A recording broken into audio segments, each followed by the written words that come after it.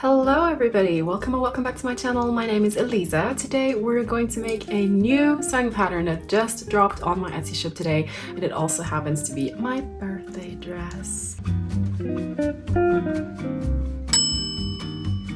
It's a really simple shift dress with humongous, oversized puff sleeves. And if you've ever looked at a specialty fabric that is maybe a little stiff, maybe a little opulent, maybe a little wild, and you don't quite know what to do with it, but you're just obsessed with it, this is the sewing pattern for it. The silhouette is so unique, but quite structural and architectural. We have a quite oversized, slightly bellish A-line skirt. We have a super fitted bodice, a simple crew neck, and these statement sleeves. I think these silhouettes work perfectly for people like myself who have maybe a quite dramatic waist to hip ratio and maybe also quite slender shoulders and really want to accentuate them. I think this silhouette really does a little magic for these pear-shaped girls. As per usual, the sewing pattern comes with a pattern introduction sheet that gives you all the details you need to know about the pattern, such as your shopping list, a materials guide, a cutting instruction guide, how to add your seam allowance, how to choose your size. And this time I actually also added some very rudimental baseline step-by-step written instructions which support this video. Today I'm going to be working with the most beautiful brocade that has actually been gifted to me by Longan Fabrics. Thank you so much for gifting me this fabric today. It has these beautiful bluebells on it and has something pearly about it, but also has these golden details, which I think make it perfect for a festive getup. So either if you want to make something special for your birthday party, or maybe that Christmas party that you've been invited to, this is the perfect fabric for it. All right, and without further ado, let's jump into the step-by-step instructions.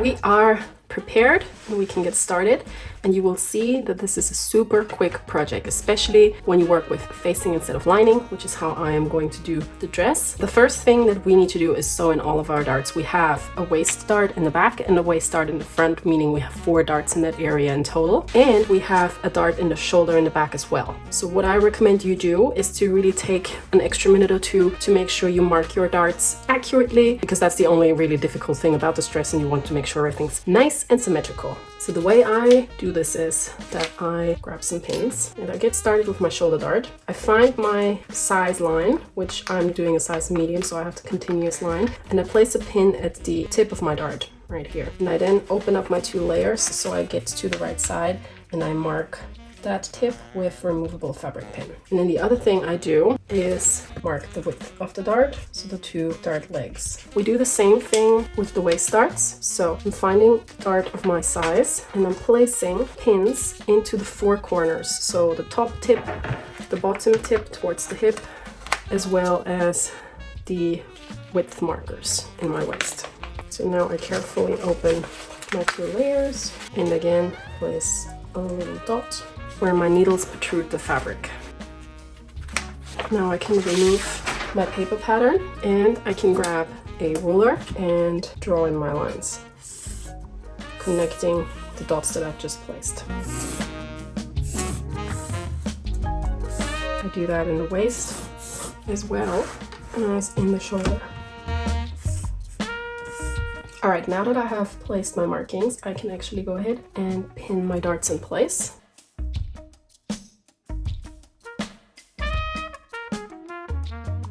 And now we sew the darts. I'm starting with the shoulder and then I do my waist.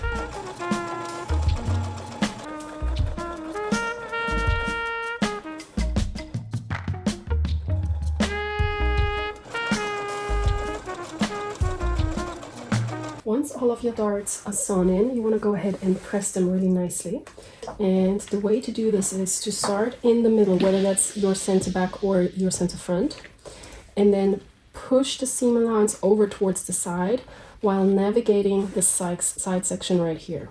And that is because our side seams are curved, and we do want to make sure that we give ourselves the dimension that the pattern provides by pressing this neatly. because if I just go over it like that, I would press everything flat and remove the 3D dimension that the darts give us.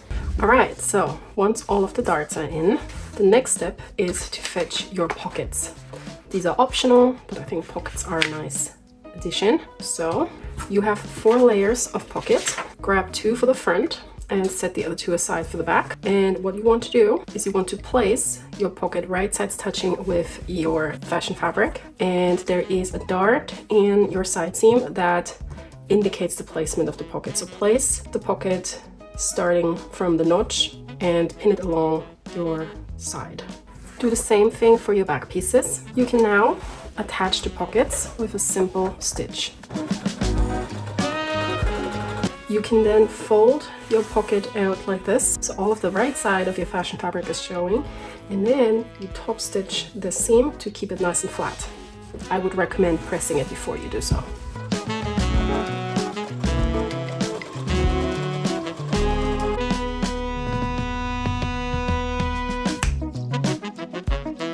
And now we pin front and back together.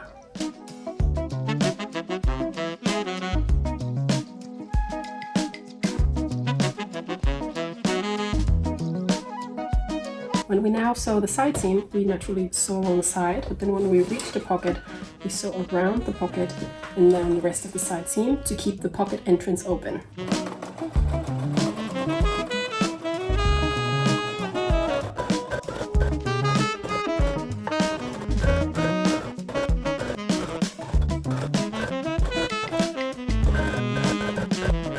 Alright, first fitting. This is what the dress looks like out of the box for me. Side seams are sewn, darts are in, shoulders are closed. I've also inserted my pockets already, and the center back is still open. I've just pinned it shut for now, and we can already nicely see the silhouette. And this is the point where you could make alterations. Ideally, you would do this in the toiling process, but I'm just taking you through some of the things that you could do at this point. For me, obviously, the pattern is a really good fit because I've made it with my own proportions in mind. There's one thing that I do want to change, however, which is I want to lower the neckline a little bit. Right now, it's a little bit too high for comfort, even though I know that it's going to lose a centimeter because of the seam allowance that's still there at the moment. I think I'm going to lower it by about 1 centimeter in total. Something else that you could do if you felt like you needed to is you could extend or shorten the height of the torso. There are horizontal lines in the bust, in the waist, and in the hip of your pattern. So if you felt like you needed to lengthen or shorten any of these areas, you could use those lines to orientate yourself. You could also, if you wanted to, cut the armholes a little bit bigger if you felt that would be more comfortable for you. This is a shift dress, so there isn't technically much that needs to be done in the bust area. However, I do appreciate that, again, because this pattern is made with my own proportions in mind, the bust might be a little bit tight for some people. So if that is the case for you, what I would recommend is make the darts wider to give yourself more of a dramatic apex in this area. The bigger the darts are, the more room you have in the bust. That is it for the fitting. I'm now going to move on, lower my neckline, and then I'm going to insert my sleeves. To actually lower my neckline, I'm simply placing the back on the back and the front on the front, so it's folded down the center front basically. I'm going to pin along my neckline like so, and then I am simply going to cut some of it down.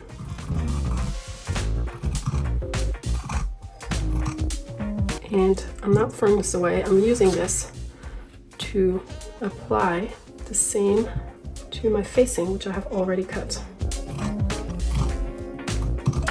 Okay, now to something fun, which is prepping our sleeves. We have super oversized sleeves in this pattern, which come in 3 size brackets. I would recommend choosing the one that the size that you chose falls into. Also make sure you transfer your dart from the pattern to your actual piece. And the first thing we do is we place 2 rows of basting stitches in between those 2 notches over the apex of our shoulder right here. So I'm setting my machine to the highest stitch length available, and I place 2 rows of stitches that I don't close at the beginning or the end.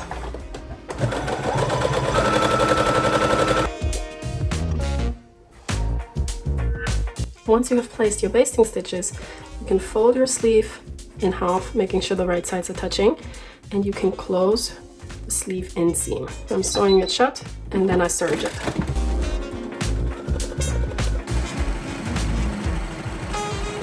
You can then go ahead and serge the lower cuff all around.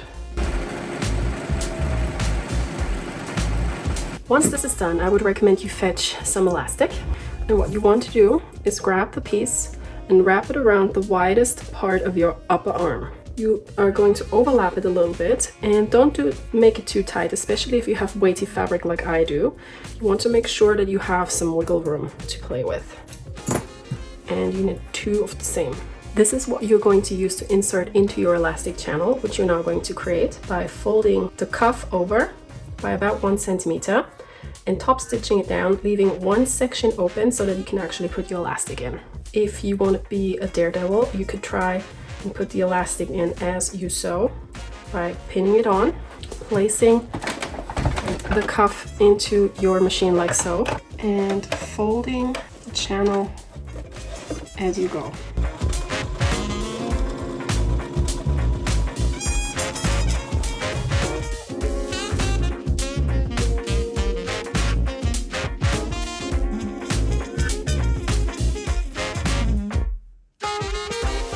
So I've actually decided to lower my armholes just a smidge as well to make it a little bit more comfortable, since my fabric is quite bulky, and that's a very easy thing to do. That's the same that I've done with the neckline basically. So you just pin one armhole into the other and you place your pins along the edge, not perpendicular to it as you maybe normally would. And then you grab your scissors and you expand the curve a little.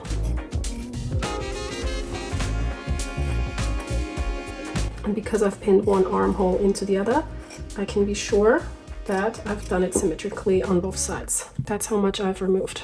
And now I can insert my sleeve. So I'm grabbing my dress, I place it in front of me so that I have easy access to one armhole, and I grab one sleeve. I find the sleeve inseam and I place the sleeve inseam onto the side seam of my dress. And this is where I start pinning. And I then pin the beginning, the lower half of my sleeve flat until I reach the notches where my basting stitches start. So towards the front and the same towards the back. Now, once I have done that, I reach into my dress and I grab a hold of my side seam / sleeve inseam and I pull it all inside out. So all the inside is facing me now. I then reach into my armhole, I fetch my sleeve and I find the apex notch in the shoulder of my sleeve. And I place that apex notch onto the shoulder seam in my dress. And now I have the ease that I need to gather down using the basting stitches that I placed previously. So I'm grabbing both the lower or both the upper threads of my 2 basting stitches and I pull them and hold the fabric with my other hand, and you can see now that it starts to gather up. And I do that enough so that the ease sizes down and fits into my armhole. Can you see? And I want to make sure that the majority of the gather is placed in the shoulder apex. So it sits on top of our shoulder because that's the most flattering look. And then I can pin down what I've just gathered. And I do the same thing on the other side. The sleeve is pinned in and now I can sew around my armhole to keep it there.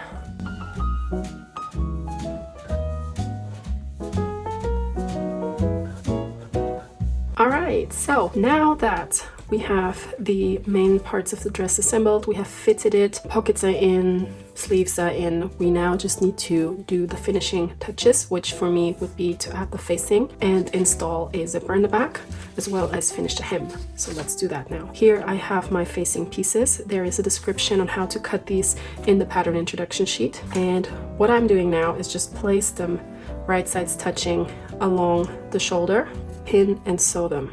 And then I'm going to give them a good press before I pin them to my dress.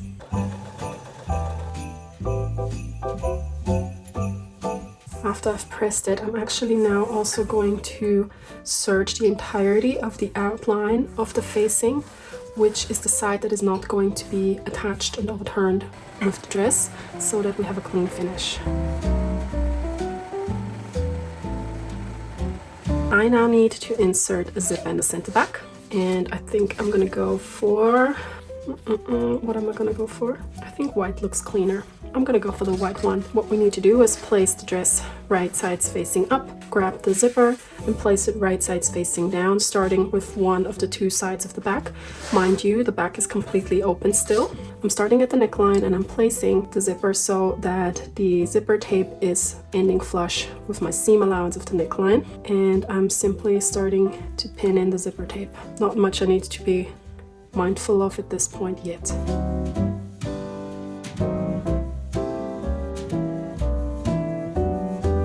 Now I sew in that first side.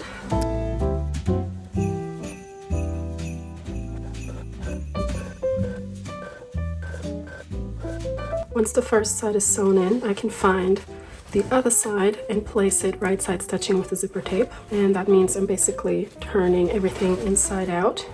And again, I'm making sure that the zipper tape on top ends flush with my seam allowance, and I pin it in the same way I've done the other side. Because there is no horizontal seam in the back, there isn't anything really that we need to keep in mind here. As long as the neckline is flush on both sides, we should be good. Once you've pinned that side, you can baste it in.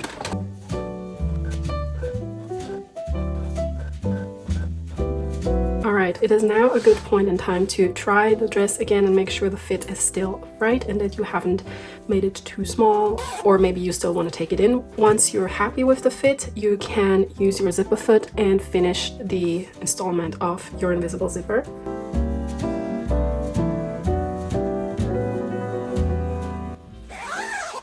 Looks good. And now what we can do is close the rest of the center back by simply placing the right sides on top of each other, reaching into the skirt, placing a preliminary pin here and there, and sewing from the hem up to the base of the zipper, maybe a little bit higher, so we hide the end of the zipper as well. I'm then going to serge the raw edges individually so I can press them open.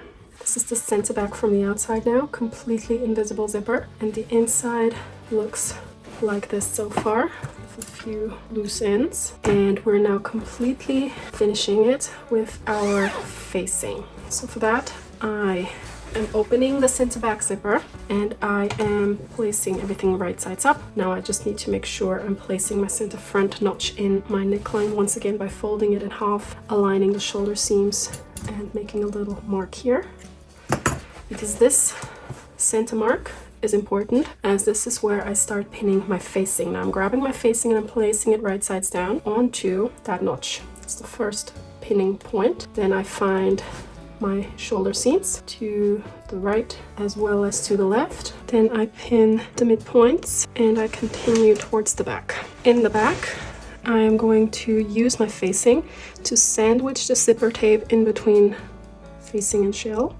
And I do go all the way down into the skirt beyond where my zipper ends and just continue pinning along the seam allowance there till I reach the end of my facing.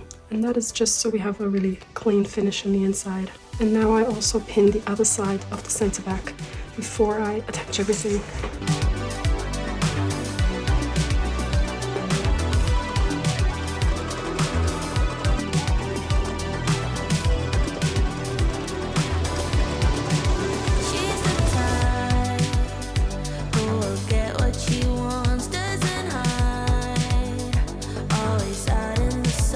So now that the facing is attached, I'm just going in and nipping the seam allowance in intervals so that when I turn everything over, understitch it and press it, there is no tension in the curved neckline. Obviously, make sure that you don't cut through the seam that you've just placed. Alright, the neckline is completed and it looks super nice and crisp. Now the last step to take is to finish the hem. I have serged my hem, and now lastly I'm simply going to fold it over by 1/2 centimeter and top stitch it.